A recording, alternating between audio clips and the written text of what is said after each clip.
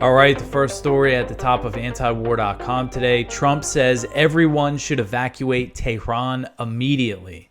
So this is just insanity. This was on Monday night that President Trump appeared to threaten Iran, writing on his Truth Social account that Iran should have signed a deal and calling for the immediate evacuation of the Iranian capital of Tehran, a city of about 10 million people.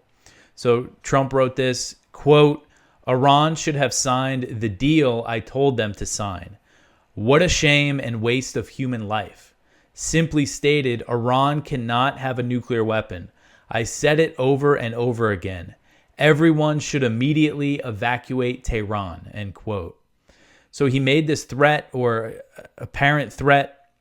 I don't know how else we're supposed to take this, whether or not this is a threat that he's going to start bombing Tehran. It's psychological warfare against the citizens of this city that is already under an Israeli bombardment. And now you have the president of the United States go out and say this. And right now, as of this recording, it's about 10:30 p.m. here in Virginia. So far, no indication that the U.S. has started attacking Iran. But Trump made this threat while attending the G7 summit in Canada. And after he made the post, White House Press Secretary Caroline Leavitt said that the president would be leaving the summit because of what's going on in the Middle East. And the president ordered his National Security Council to convene in the Situation Room at the White House for an emergency meeting.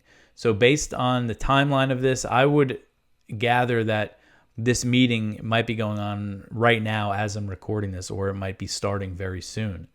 And there's been rumors, there were some reports from Israeli media that the U.S. did start striking Iran, but U.S. officials have denied those reports and are insisting that the U.S. remains in a defensive posture in the Middle East. But this post from Trump came after Secretary of Defense Pete Hegseth said that he ordered the deployment of additional U.S. capabilities to the Middle East, and U.S. officials confirmed that a massive deployment of tanker aircraft was related to the Israel-Iran war. And as I covered yesterday, Scott Horton has sources who have said essentially it's already been decided that the U.S. will enter this thing directly. He is hoping that those sources are mistaken, but it's just a lot of bad signs. It really seems like we're going in this direction.